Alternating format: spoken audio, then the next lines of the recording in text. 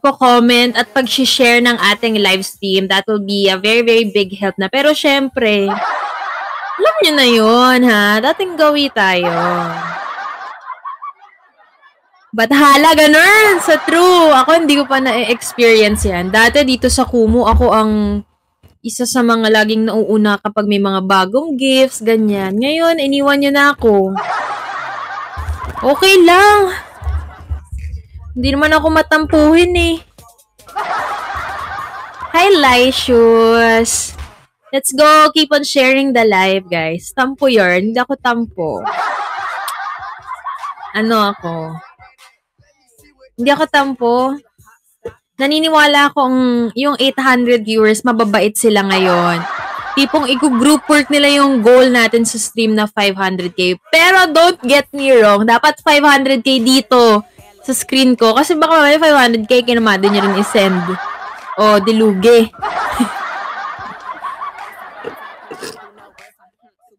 Ayan, dapat for volley tambay ang drop.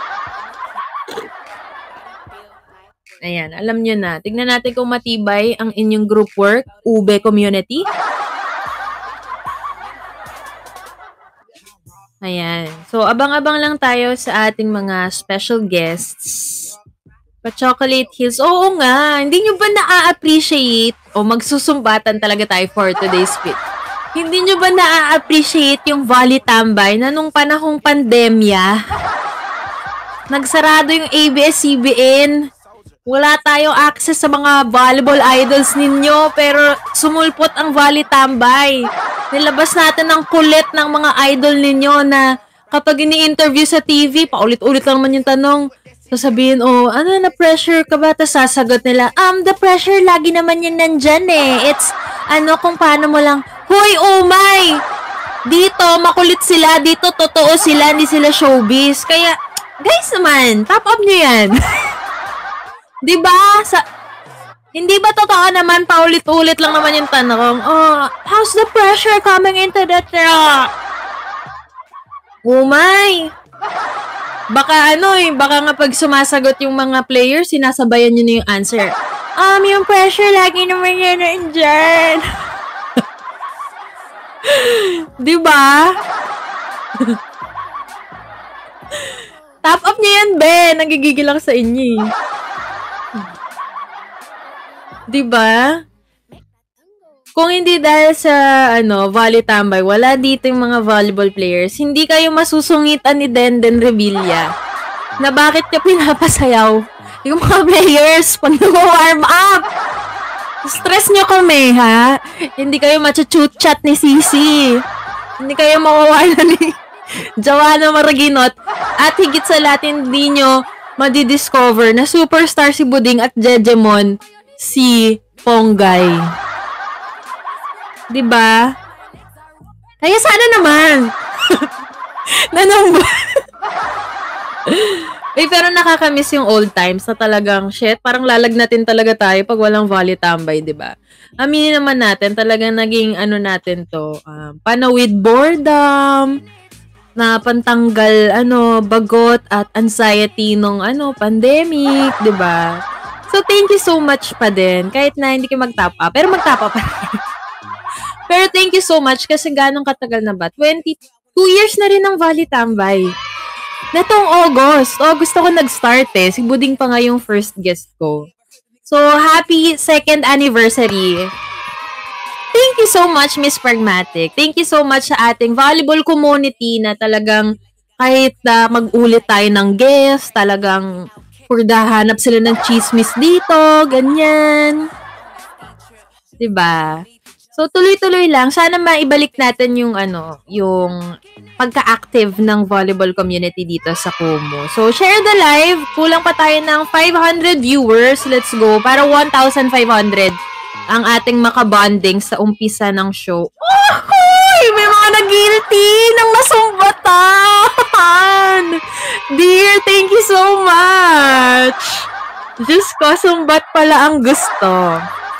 Huwag kayong mag-alala. Marami tayo niyan. Uy, pero sa mga nakaka-appreciate po ng volley tambay, maraming salamat. And kung gusto nyong i-share ang mga clips from tonight's interview or maki-Twitter party, just use the hashtag Volitambay with CC and Maddie. Yan. Okay. Tawagin na natin ang ating mga guests.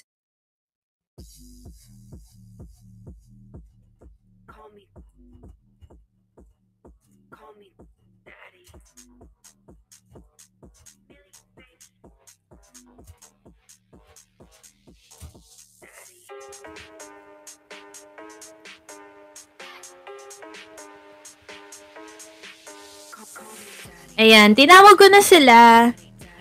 Pag na-spot niya si Sisi, sabihan niyo ako. Andiyan na si Sisi. Andiyan na pala eh. Be, dito ka, Sisi. Una pa sa first. Ay! Ghosted! Oh, ha? Kamusta na, Day?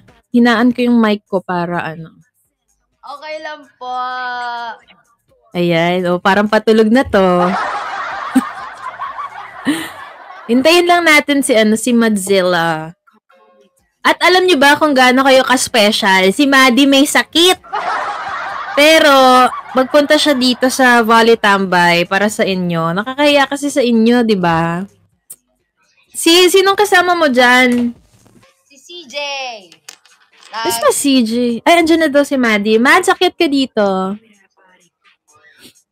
Kasi bebe niya. Ayan eh. Hindi ko pa kasi nami-meet yan in person eh. Ayan. Maddie, ayan. Uy, ano yun? Ay! Hi! Pwede ba to? Adjust ka, bebe. Sisi, adjust. Wait lang. Teka lang, BRB. Diba? Ganun tayo. Kasi si Maddie nag-adjust sa inyo kahit may sakit siya. Kaya agad-agad mag-adjust tayo. Diba? Dito ang drop ng gifts pambili ng gamot. Saan ka nagsistream? Yung mga nakikita kong screenshot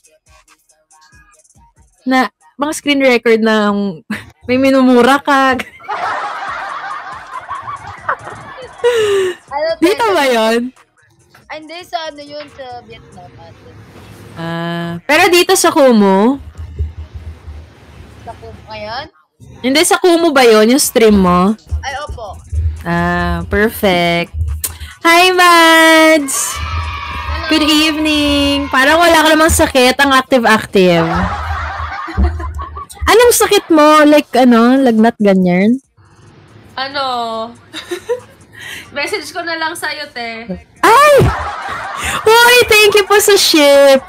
Ayan, pero thank you kasi Maddie, nandito ka kahit ikaw ay may sakit. Si Sisi nga nagchika sa akin. Pero kung ano man yan, baka love not yan. Get well soon. At tayo ay muna, magkukulitan muna tayo dito. Nandito ba kayo pareho sa Manila? Ongoing ba yung training nyo or naka-rest kayo? Kaka-start lang ng training.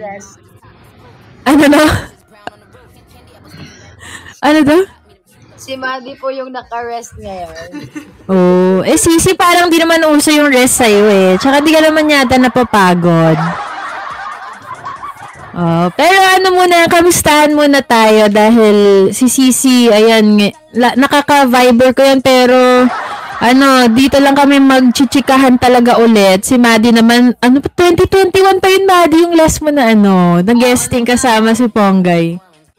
Nung na-ACL ako. Before or after? After. Oo nga pala. Tagal na. Uy, grabe, no? So, actually, later pag-uusapan natin yan, yung inyong mga naging journey, kasi pareha kayong mga comeback girls kayo diba? So, ayan. For now, kamustahan muna tayo. Sisi, kamusta ka naman? Nawala ka na. Sige, unahin natin si Maddie. Ano yung mga ganap mo after the VTV? Tama ba? Tama ba? VTV. After the VTV, ang mga pinagkakabalahan mo other than, syempre, volleyball. Pero sabi mo, kakabalik niyo lang ng training, di ba? Anong mga ganap mo? Ko lang, saglit. Go lang. Naririnig mo ako, te? Yes.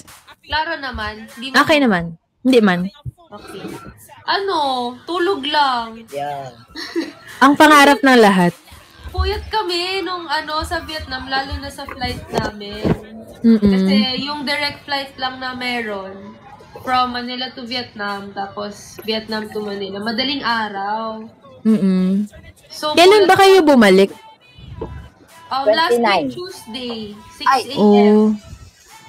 Pero hindi na kayo mga nakauwi ng province, ganyan. 1 week lang yung break namin after. So, parang tuloy-tuloy na to, no? Kasi, pag nag-training kayo niyan, hanggang December na yung PVL. Di ba tama? Parang hanggang December daw yung PVL. So, holidays na ulit yung niya. Uwi ninyo. Opo. Ano yung maingay? Kay Sisi ba yun? Sa akin ata yun. Nag-ano ka pa, ano nga? Ikaw, Sisi, kamusta naman? Other than volleyball is life, anong mga ganap mo? Ang taray nung nagsa-sound trip do, rinig na rinig namin, no? Totoo, rinig ko yun. Ilaan mo. Go lang.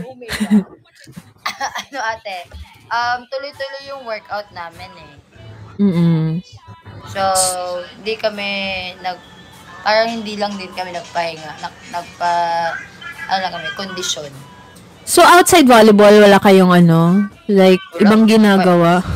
Pahinga lang. Lakas naman maka-professional talaga. Kasi ngayon, nauuso medyo malayo pa. Ito yata yung longest break, no? From PVL conference. So, ang dami nagta-travel ng mga volleyball players ngayon, di ba? Kayo wala kayong travel? Sa Vietnam lang. Yun na. Nakapasyal ba kayo doon?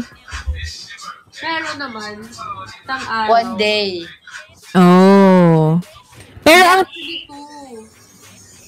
sige, na lang, since yun na yung pinaka-travel ninyo, ano yung pinaka-memorable? Uy, Lauren, thank you so much. Pinaka-memorable bonding ng team na hindi volleyball-related sa Vietnam. Meron ba? Feeling ko magkakaaway po sila sa Vietnam talaga. Plus ng bonding. Parang hindi kasi kami thank you po. Bonding talaga. Love kami pahinga. Oo. Pahinga lang, ate. Bonding namin? Wala. Tulog lang lagi. Ayan. Pero, yung free day. ayan. Ang inyong mga bonding ay puro tulog dahil mukhang halatang pagod ang Ube girls from, syempre, actually kayo dun yung pinakabagod talaga, no? From PVL. Kayo yung pinakamaraming 5 sets. Tapos, nagdiretso kayo ng Vietnam. So, pagod talaga. It makes sense na puro sila tulog. So, ibigay na natin sa kanila. Pero actually, ayan nga, super refreshing to have both of you guys here on Volley Tambay. Nag-guess ko na kayo, pero ngayon lang yung magkasama. And actually, meron akong ni-retweet na photo nyo from season 81. Kasi naalala ko, oo nga, kayo nga yung nagtatatumbling na, sabi ko, nabuang na yung mga player, ganyan. Uy, si Ate Jem nandyan, oh. Ate Jem, gusto mo umakyat? Ate, dito ka, bonding. Ayan, chika ka lang dyan. Wow, shy type. Di kita nakilalang ganyan, Ate Jem, ha? Sige, open ko lang yan just in case gusto mo umakyat. Pero yun nga. Oh, ayan. Open lang natin. Baka, magre-retouch pa yan si Ate Jem. Pero ayun, syempre from UAAP rivals to pro teammates. And can I just say, parang kayo yung pinaka hindi toxic na rivalry. Agree ba kayo? Kayong dalawa? Na pinaka-healthy na championship yung season 81. Walang away, ganyan. Wala, Bisaya lang din kasi, ate. Same lang. Your Bisaya connection. Yes. Antare. Pero ano yung impression nyo before nung magkalaban kayo sa UAP? Kasi nagkakausap ba kayo off-court nung college? Nagkakausap talaga kayo. Oh. Kasi maliit lang yung konti lang yung mga Bisaya sa UAP. So, pag nalaman namin Bisaya na parang, uy, Bisaya, Monday ka, parang gano'n. Mabilis na lang yung approach sa isa't isa. Anong tawag doon? Bisayang dako. Tama ba? Tama ba? O, diba? Kasi medyo Bisaya na din ako. Hoy! Dabawan niya! Ako din, dabawan niya, wife. Hoy! Ayan, bisdak, yes. Yun nga yatang tawag doon. Ayan. Pero ngayon, nung teammates na kayo, meron ba kayong mga new discovery about each other na, uy, ganito pala si Sisi, ganito pala si Maddie? Sige, ikaw muna, Maddie. Hindi lang nauubusan ng energy si Kiki. Yun lang talaga masasabi ko. Power bank yan eh. Wala siyang pakialam kung naiinis na kami sa ingay niya. Ingay lang pa rin siya ng ingay. Go lang siya ng go. Pero yes. I mean, naman not in a bad way. Siyempre, parang it helps the team din with their energy. Taray, Sisi. Sige. Kaya nga eh. Be, gusto mo mag-TikTok na lang tayo? Hoy, doon ka na sa CR mag-TikTok kung sino ka man. Thank you po sa Diamond Shower. Ikaw naman, Sisi, anong iyong discovery kay Maddie? Si Maddie, composed siya na player.